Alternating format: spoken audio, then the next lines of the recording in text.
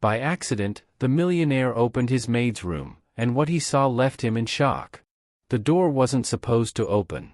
But it did. Light from the marble hall poured into a small, dim room. Soft gold met cracked walls. Silence met breath. He froze. Inside, a woman sat on the floor, mending a child's school shirt. Her fingers were red from needle pricks.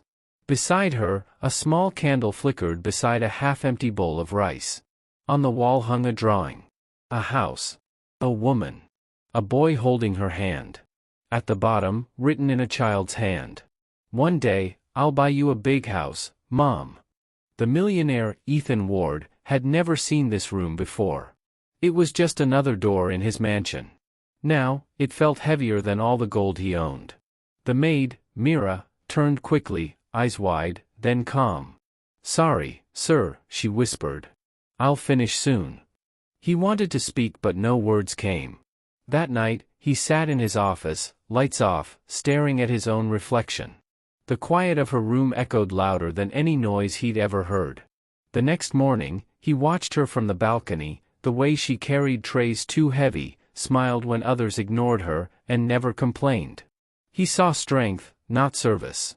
Days later came the company gala. Bright lights. Music. Applause. Ethan stepped up to the mic, but his voice was soft.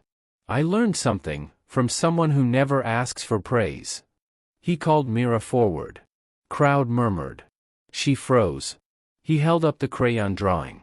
"This," he said, "was on her wall. And today, I want to make this dream real."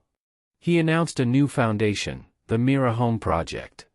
Funds for single mothers. Silence. Then tears. Then applause that shook the room. Mira covered her mouth, trembling. No words, just tears. Later, her small room stood empty. On the bed, a folded note.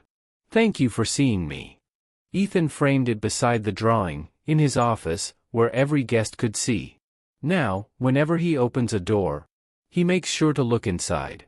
Because one open door changed everything.